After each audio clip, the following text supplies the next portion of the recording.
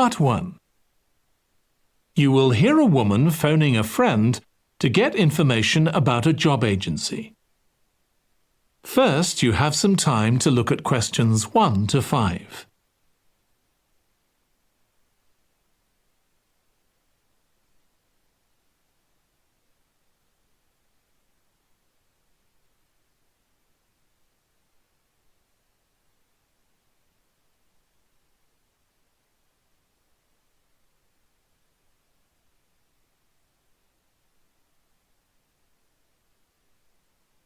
Now listen carefully and answer questions 1 to 5. Hello, William. This is Amber. You said to phone if I wanted to get more information about the job agency you mentioned. Is now a good time? Hi, Amber. Yes, fine.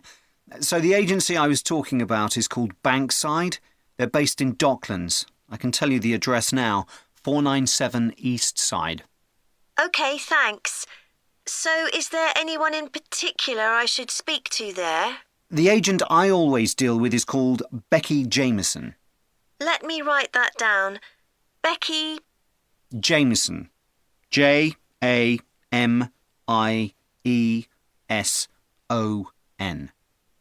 Do you have her direct line? Yes, it's in my contacts somewhere. Right, here we are. 07866 510 333. I wouldn't call her until the afternoon if I were you. She's always really busy in the morning trying to fill last-minute vacancies. She's really helpful and friendly, so I'm sure it would be worth getting in touch with her for an informal chat. It's mainly clerical and admin jobs they deal with, isn't it? That's right.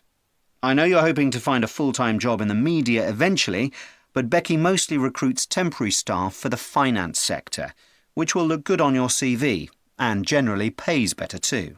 Yeah, I'm just a bit worried because I don't have much office experience. I wouldn't worry. They'll probably start you as a receptionist or something like that. So what's important for that kind of job isn't so much having business skills or knowing lots of different computer systems. It's communication that really matters, so you'd be fine there. And you'll pick up office skills really quickly on the job. It's not that complicated. OK, good. So how long do people generally need temporary staff for? It would be great if I could get something lasting at least a month. That shouldn't be too difficult.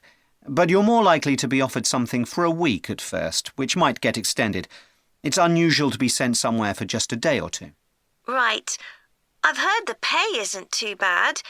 Better than working in a shop or a restaurant. Oh, yes, definitely.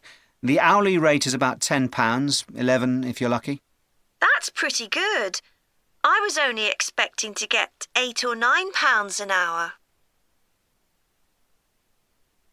Before you hear the rest of the conversation, you have some time to look at questions 6 to 10.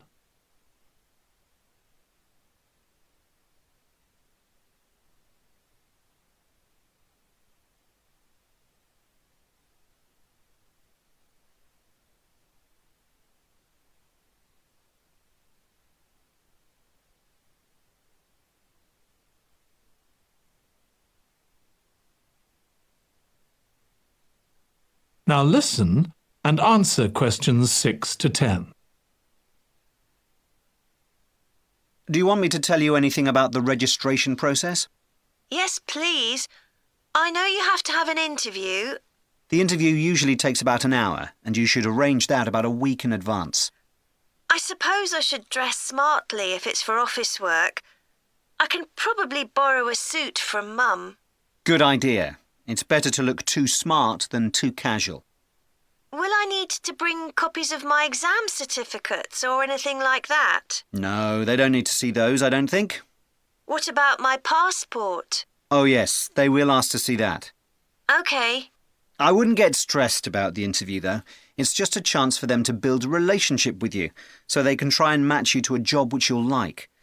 So there are questions about personality that they always ask candidates, fairly basic ones, and they probably won't ask anything too difficult, like what your plans are for the future. Hope not. Anyway, there are lots of benefits to using an agency. For example, the interview will be useful because they'll give you feedback on your performance so you can improve next time. And they'll have access to jobs which aren't advertised. Exactly. Most temporary jobs aren't advertised. And I expect finding a temporary job this way takes a lot less time. It's much easier than ringing up individual companies. Yes, indeed. Well, I think I've covered everything. That is the end of part 1. You now have 1 minute to check your answers to part 1.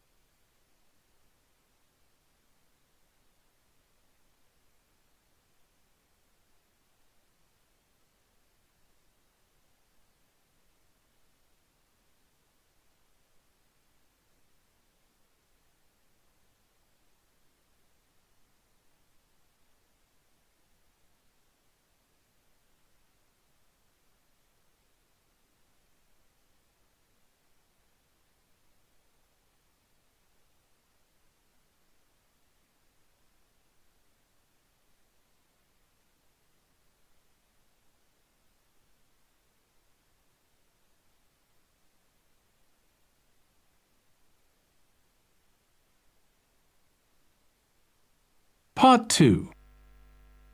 You will hear a woman giving a presentation about a holiday on an island in Britain that her company organises. First, you have some time to look at questions 11 to 14.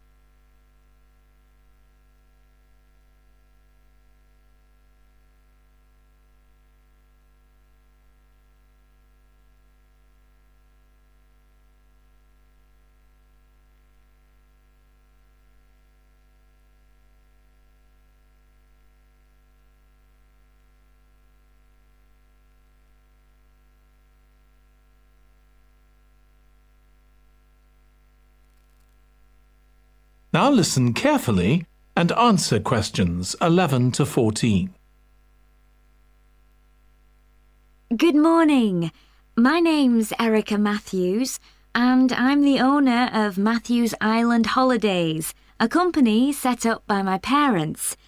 Thank you for coming to this presentation in which I hope to interest you in what we have to offer. We're a small family-run company and we believe in the importance of the personal touch. So we don't aim to compete with other companies on the number of customers. What we do is build on our many years' experience, more than almost any other rail holiday company, to ensure we provide perfect holidays in a small number of destinations, which we've got to know extremely well. I'll start with our 6-day Isle of Man holiday. This is a fascinating island in the Irish Sea, with Wales to the south, England to the east, Scotland to the north, and Northern Ireland to the west. Our holiday starts in Heysham, where your tour manager will meet you, then you'll travel by ferry to the Isle of Man. Some people prefer to fly from Luton instead, and another popular option is to go by train to Liverpool and take a ferry from there. You have 5 nights in the hotel, and the price covers 5 breakfasts and dinners, and lunch on the 3 days when there are organised trips. Day 4 is free, and most people have lunch in a cafe or restaurant in Douglas. The price of the holiday includes the ferry to the Isle of Man, all travel on the island, the hotel, and the meals I've mentioned. Incidentally, we try to make booking our holidays as simple and fair as possible, so unlike with many companies, the price is the same whether you book 6 months in advance or at the last minute, and there's no supplement for single rooms in hotels. If you make a booking then need to change the start date, for example because of illness, you're welcome to change to an alternative date or a different tour for a small administrative fee. Before you hear the rest of the talk, you have some time to look at questions 15 to 20.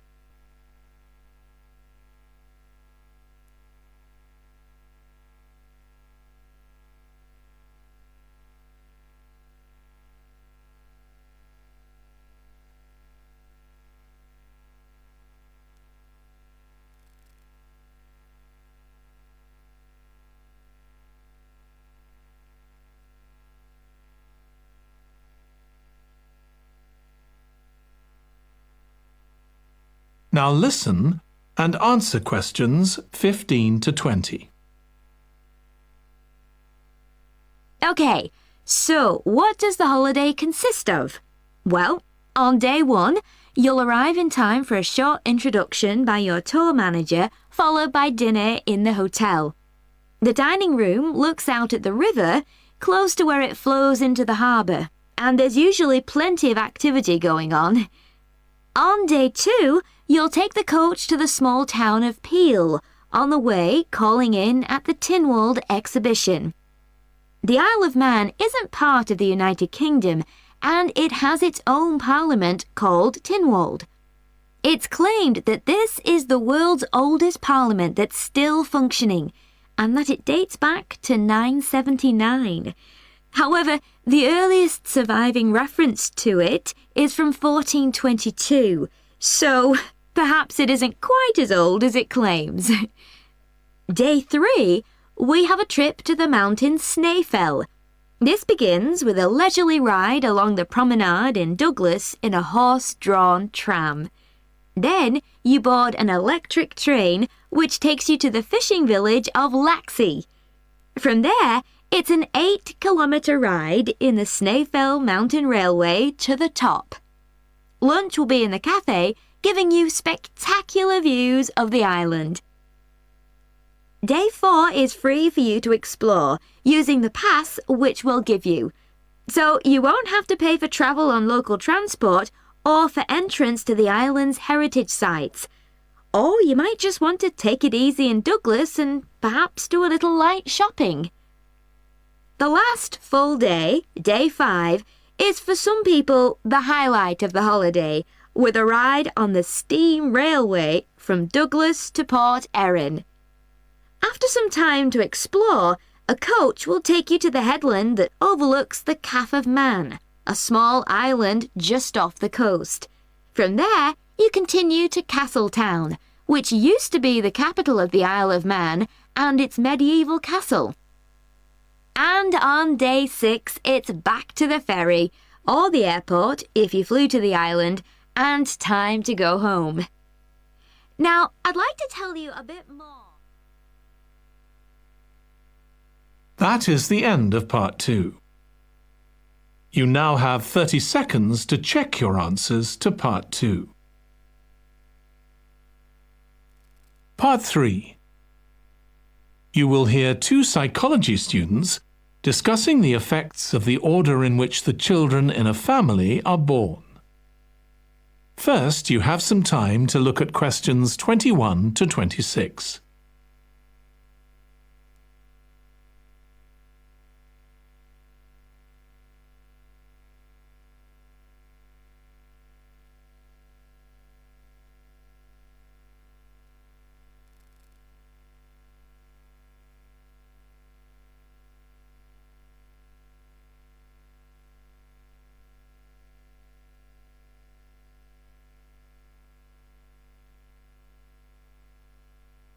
Now listen carefully and answer questions 21 to 26. Ed, how are you getting on with the reading for our presentation next week? Well, OK, Ruth, but there's so much of it. I know. I hadn't realised birth order was such a popular area of research. But the stuff on birth order and personality is mostly unreliable. From what I've been reading, a lot of the claims about how your position in the family determines certain personality traits are just stereotypes, with no robust evidence to support them. OK, but that's an interesting point. We could start by outlining what previous research has shown. There are studies going back over 100 years. Yeah, so we could just run through some of the typical traits. Like the consensus seems to be that oldest children are generally less well-adjusted, because they never get over the arrival of a younger sibling. Right, but on a positive note, some studies claim that they were thought to be good at nurturing. Certainly in the past, when people had large families, they would have been expected to look after the younger ones. There isn't such a clear picture for middle children, but one trait that a lot of the studies mention is that they are easier to get on with than older or younger siblings. Generally eager to please and helpful. although that's certainly not accurate as far as my family goes. My middle brother was a nightmare, always causing fights and envious of whatever I had. As I said, none of this seems to relate to my own experience. I'm the youngest in my family, and I don't recognise myself in any of the studies I've read about. I'm supposed to have been a sociable and confident child who made friends easily, but I was actually terribly shy. Really? That's funny. There have been hundreds of studies on twins, but mostly about nurture versus nature. There was one on personality which said that a twin is likely to be quite shy in social situations because they always have their twin around to depend on for support. My cousins were like that when they were small. They were only interested in each other and found it hard to engage with other kids. They're fine now, though. Only children have had a really bad press. A lot of studies have branded them as loners who think the world revolves around them because they've never had to fight for their parents' attention. That does seem a bit harsh. One category I hadn't considered before was children with much older siblings. A couple of studies mentioned that these children grow up more quickly and are expected to do basic things for themselves, like getting dressed. I can see how that might be true, although I expect they're sometimes the exact opposite, playing the baby role and clamouring for special treatment. Before you hear the rest of the discussion, you have some time to look at questions 27 to 30.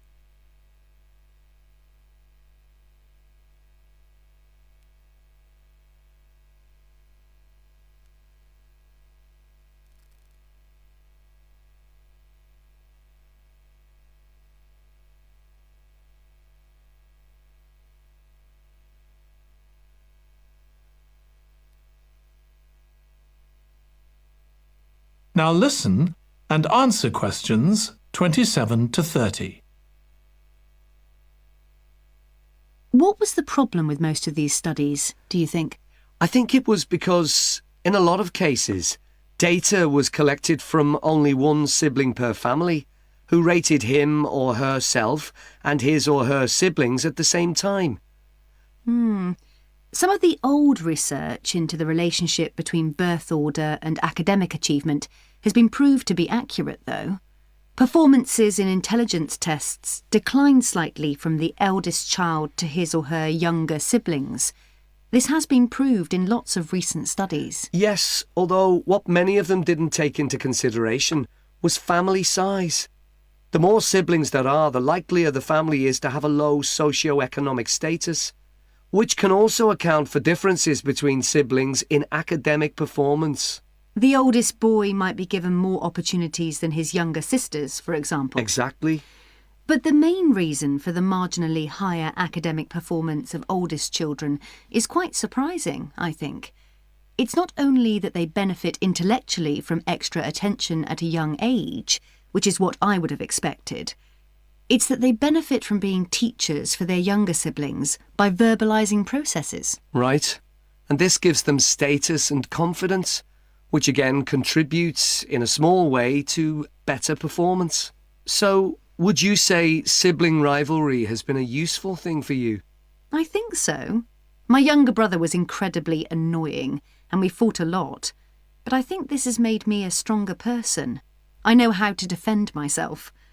We had some terrible arguments, and I would have died rather than apologise to him. But we had to put up with each other, and most of the time we coexisted amicably enough. Yes, my situation was pretty similar. But I don't think having two older brothers made me any less selfish. I was never prepared to let my brothers use any of my stuff. That's perfectly normal, whereas sometimes...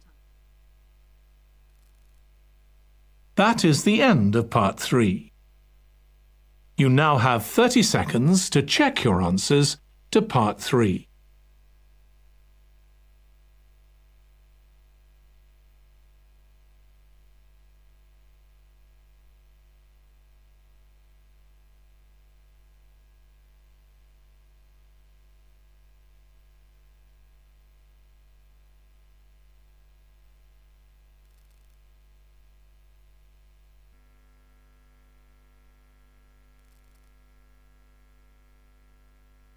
Part 4. You will hear a student giving a presentation about a type of tree known as the eucalyptus, which is common in Australia. First, you have some time to look at questions 31 to 40.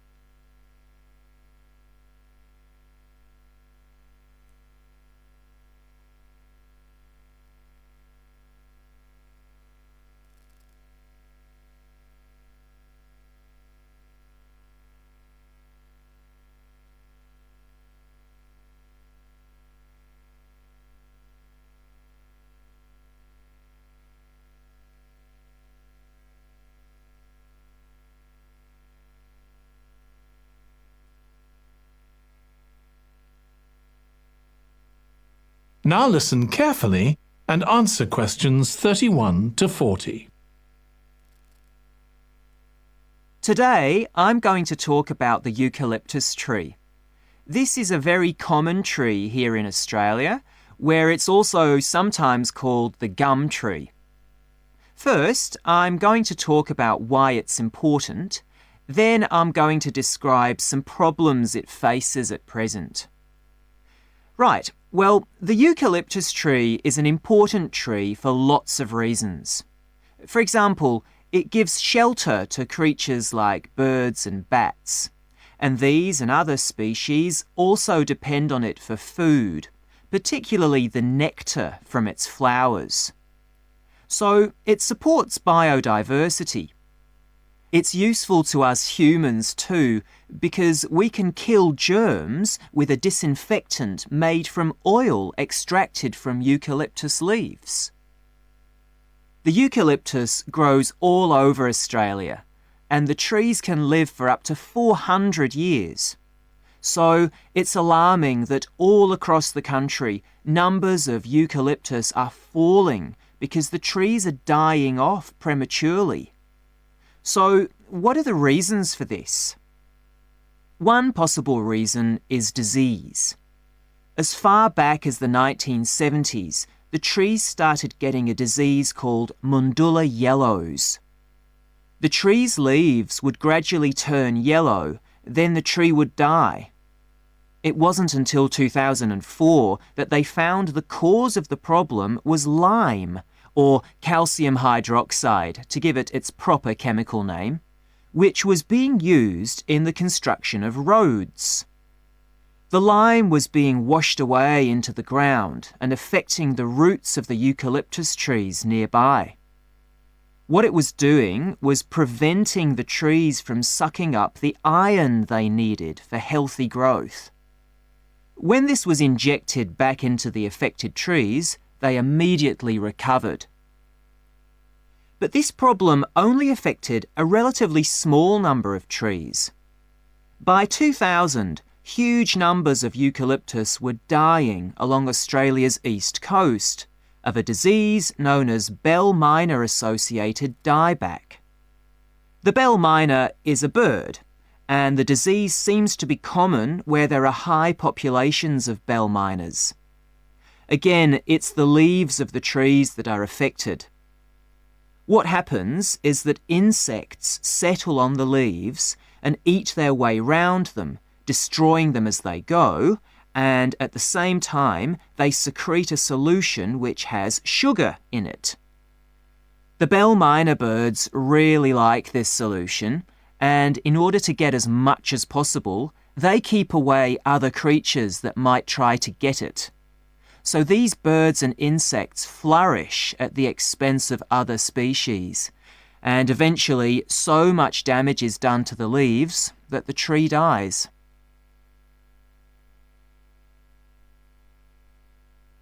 But experts say that trees can start looking sick before any sign of bell minor-associated dieback. So it looks as if the problem might have another explanation. One possibility is that it's to do with the huge bushfires that we have in Australia. A theory proposed over 40 years ago by ecologist William Jackson is that the frequency of bushfires in a particular region affects the type of vegetation that grows there. If there are very frequent bushfires in a region, this encourages grass to grow afterwards, while if the bushfires are rather less frequent, this results in the growth of eucalyptus forests. So why is this? Why do fairly frequent bushfires actually support the growth of eucalyptus?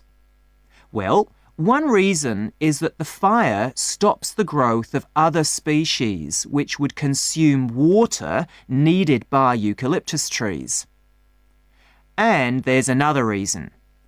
If these other quick-growing species of bushes and plants are allowed to proliferate, they harm the eucalyptus in another way by affecting the composition of the soil and removing nutrients from it. So some bushfires are actually essential for the eucalyptus to survive as long as they are not too frequent. In fact, there's evidence that Australia's Indigenous people practiced regular burning of bushland for thousands of years before the arrival of the Europeans. But since Europeans arrived on the continent, the number of bushfires has been strictly controlled. Now, scientists believe that this reduced frequency of bushfires to low levels has led to what's known as dry rainforest, which seems an odd name as usually we associate tropical rainforest with wet conditions. And what's special about this type of rainforest? Well, unlike tropical rainforest, which is a rich ecosystem, this type of ecosystem is usually a simple one. It has very thick, dense vegetation, but not much variety of species. The vegetation provides lots of shade, so one species that does find it ideal is the bell miner bird, which builds its nests in the undergrowth there. But again, that's not helpful for the eucalyptus tree. That is the end of part 4. You now have 1 minute to check your answers to part 4.